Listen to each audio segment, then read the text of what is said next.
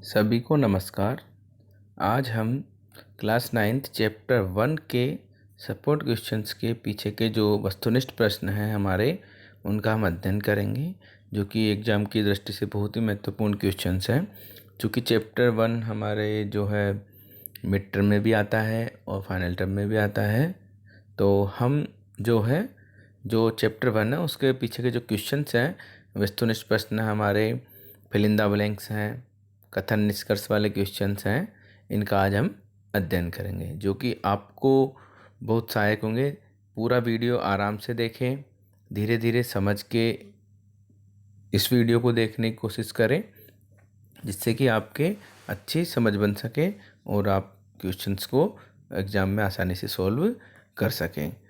चलिए तो हम स्टार्ट करते हैं।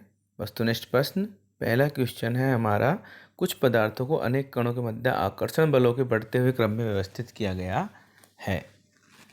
निम्न में से कौन सा सही व्यवस्था को निरूपित करता है? पहला ऑप्शन जल वायु पवन, दूसरा ऑप्शन वायु शर्करा तेल, तीसरा ऑप्शन ऑक्सीजन जल व शर्करा। जैसा कि हम सब जानते हैं, ये इनमें तीनों जो अवस्थाएं दी गई है, एक ठोसों की है, द्रव की है और गैसों की अवस्थाएं हैं। तो आकर्षण बलों का बढ़ता क्रम मतलब कि सबसे कम पहले हमें देखना किस में होगा आकर्षण बल, उसके बाद में सबसे अधिक लास्ट में किस में होगा। तो जैसा कि आप जानते हैं, इसमें से केवल सी ऑप्शन ऐसा है हमारे पास जिसमें ओ की ऑक्सीजन जल व शर्करा, ऑक्सीजन गैस होती है तो इसमें सबसे कम आकर्षण बल होता है, जल में उससे थोड़ा अधिक होता है, लिक्विड है, और शर्करा जो कि एक चीनी जिसे हम बोलते हैं उसके जो ठोस होती है, तो उसमें सबसे अधिक आकर्षण बल होता है। तो इसका आंसर होगा आपके सी। दूसरा, निम्नलिखित परिघटनाओं का कौन सा समुच्चय ताप बढ़ाने पर बढ़ेगा? ये है हमारा ताप बढ़ाने पर कौन सा समुच्चय बढ़ेगा। इसमें हम देख लेते हैं, विसरण वाष्पन गैसों का संपीड़न नहीं हो सकता, पॉसिबिलिटी नहीं, क्योंकि विसरण गैसों का संपीड़न क्या होता है, दाब बढ़ाने पर बढ़ता है। दूसरा ऑप्शन, इसमें भी गैसों का संपीड़न दिया हुआ है तो उसको भी दाब बढ़ाने पर बढ़ेगा। तीसरा ऑप्शन, वाष्पन विसरण गैसों का प्रसार, वाष्पन विसरण गैसों पर, वाष्पन ताप बढ़ाने पर बढ़ता है, विसरण भी ताप बढ़ाने पर बढ़ता है, और गैसों का प्रसार मतलब कोई भी गैस होती है वो फैलेगी, तो वो भी ताप, जब हम किसी गर्म करेंगे किसी भी गैस को तो वो फैलती है। तो इसमें आपका ऑप्शन होगा सबसे सही सी। इसके बाद है तीसरा क्वेश्चन, तरल में प्रवाह का अद्वितीय गुण होता है, निम्नलिखित से कौन सा कथन सही है? तरल में प्रवाह का अद्वितीय गुण होता है, निम्नलिखित से कौन सा कथन सही है? पहला, केवल गैस तरल के समान व्यवहार करती है, नहीं। गैस तथा ठोस तरल के समान व्यवहार करते हैं, ठोस तो तरल के समान व्यवहार कर ही नहीं सकता। तीसरा हम ऑप्शन देखते हैं, गैस तथा द्रव तरल के समान व्यवहार करते हैं। ये ऑप्शन इसमें जो एकदम सही है कि गैस तथा द्रव तरल के समान व्यवहार करते हैं, क्योंकि इनमें तरल के समान व्यवहार करते हैं, जिससे कि फ्लो होते हैं, इनमें फ्लो का गुण पाया जाता है, एक जगह से दूसरी जगह बहाव का गुण पाया जाता है। तो इसका आंसर होगा आपके सी। चौथा ऑप्शन क्वेश्चन है, निम्नलिखित से सही कथन का चयन कीजिए। पहला है, ठोस का द्रव अवस्था से गुजरे बिना वाष्प में रूपांतरण वाष्पन कहलाता है, ये नहीं हो सकता। दूसरा, वाष्प का द्रव अवस्था में गुजरे बिना ठोस में रूपांतरण ऊर्ध्वपतन कहलाता है। जैसा कि हम जानते हैं, एक ऊर्ध्वपतन क्या है?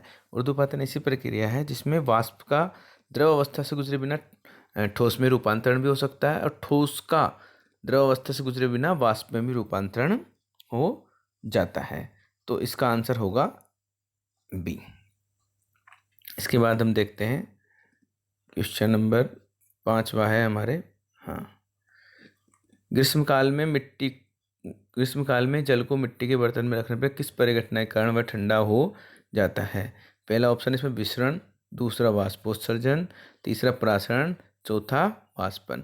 उसमें देखिए, जो भी मिट्टी के बर्तन में जो ठंडा होता है वह वाष्पन के कारण होता है, तो इसका आंसर होगा हमारा वाष्पन। छठा है, 25 degree centigrade, 38 degree centigrade, 66 degree centigrade को केल्विन मापक्रम में परिवर्तित करने पर इन तापमानों का सही क्रम अनुक्रम होगा। जैसे कि हम जानते हैं, डिग्री सेंटीग्रेड को तापमान में परिवर्तित करने के लिए उसमें 273 को जोड़ा जाता है, तो हम 273 में कोई की भी डिग्री सेंटीग्रेड को जोड़ेंगे, तो इसको जोड़ेंगे तो हम आ जाएगा 298, ऐसा कि आप जानते हैं 298 आ जाएगा। अब वापस हम जो 273 में अगर 38 को जोड़ेंगे तो यहाँ होगा 311, केल्विन। तो इससे हमारा आंसर निकल के आएगा ए। ठीक है, तो जब भी आप डिग्री सेंटीग्रेड को केल्विन में चेंज करें उसमें आप 273 केल्विन जोड़ सकते हैं, क्योंकि 0 डिग्री सेंटीग्रेड बराबर होता है 273 केल्विन। ठीक है, ये हिंट भी दिया हुआ है यहाँ पे, जैसा कि आप देख सकते हैं, इससे भी आप आंसर कर सकते हैं। ठीक है, इसके बाद है 7वां क्वेश्चन, रिक्त स्थानों की पूर्ति कीजिए। ए है एसीटोन का क्वथनांक 329 केल्विन है, इसका डिग्री सेंटीग्रेड में सही मापक्रम, यहाँ दिया हुआ नहीं है, डिग्री सेंटीग्रेड आएगा, इसका डिग्री सेंटीग्रेड में सही मापक्रम। अब डिग्री सेंटीग्रेड में इसका सही मापक्रम क्या होगा, हम क्या करेंगे, 329 में से इसको माइनस कर देंगे हम 273 को, इसको माइनस कर देंगे 273 को, तो इसमें 273 को माइनस करेंगे हम, तो इसमें आ जाएगा 56 डिग्री सेंटीग्रेड। तो यहाँ आ जाएगा 56 डिग्री सेंटीग्रेड है। ठीक है, इसके बाद बी चलते हैं हम। रिक्त स्थान अवस्था में कणों का विन्यास क्रम क्रमित होता है, यद्यपि कौन सी अवस्था में कोई क्रम नहीं होता। जैसा कि आप समझते हैं, ठोस अवस्था में कणों का विन्यास क्रम क्रमित होएगा, क्रम से रहेगा, जबकि गैस अवस्था में कोई भी क्रम नहीं होता, उसके जो कण होते हैं इधर उधर भगते रहते हैं। तो ये तो हो जाएगा ठोस, यहाँ तो आपका ठोस हो जाएगा, और यहाँ गैस अवस्था हो जाएगी, जैसा कि हम जानते हैं। आगे बढ़ते हैं हम।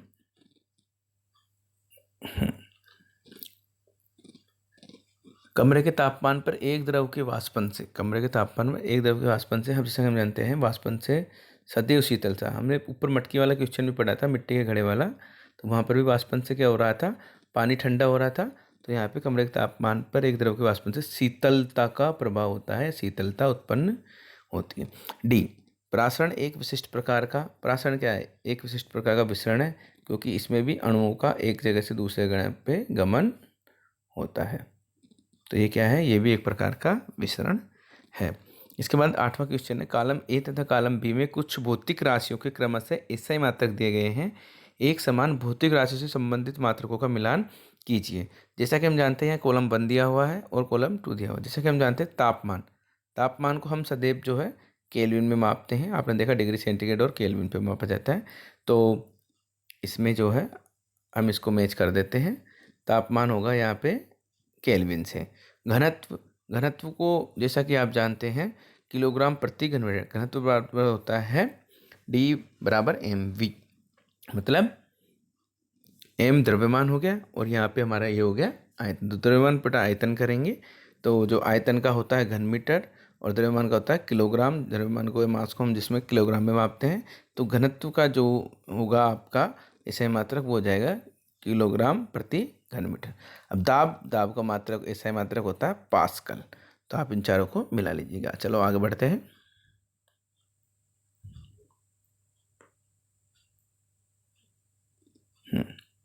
अब 9वां क्वेश्चन है हमारे पास, वायुमंडलीय दाब पर 1 किलोग्राम ठोस को द्रव में बदलने के लिए जितनी उसमें ऊर्जा की आवश्यकता होती है उससे कहते हैं हम।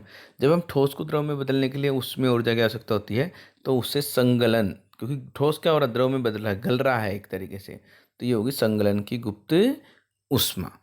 ठीक है साथियों, चलो हम आगे बढ़ते हैं। अब हमारे पास अभिकथन और कारण के प्रश्न आ चुके हैं जो कि बहुत इंपॉर्टेंट है और इनका करने का तरीका अलग होता है।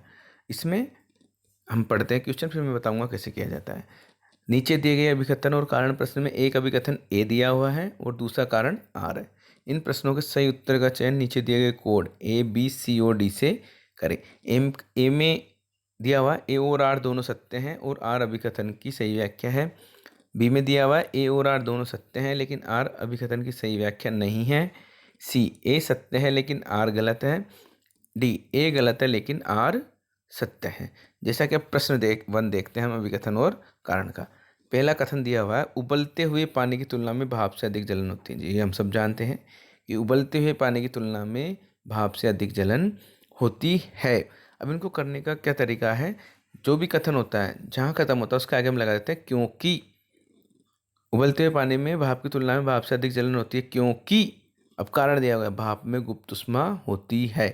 अगर ये क्वेश्चन पूरा लाइन सही बैठ रही है कि भाप में गुप्त ऊष्मा होती है उसी वजह से पानी की तुलना में भाप से अधिक जलन होती है, तो इसमें कथन भी सही होगा और कारण भी सही होगा। चूँकि ये हमारा क्योंकि लगाने पे पूरी लाइन एकदम सटीक बैठती है और इसका कारण यही है, जो ऊपर कथन दिया गया है उसका कारण यही है कि भाप में गुप्त ऊष्मा होने के कारण ही भाप से अधिक जलन होती है। तो इसमें क्या होगा, ए भी राइट होगा और कारण भी राइट होगा।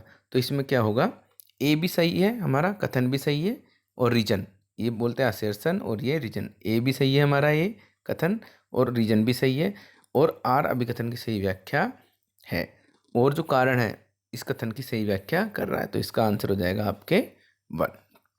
इसका आंसर होगा आपके यहाँ पे ए। ठीक है, जैसा कि मैं बता देता हूँ आपको, दोबारा मिटा के यहाँ पे अच्छे से लिख देते हैं। इसका आंसर होगा ए।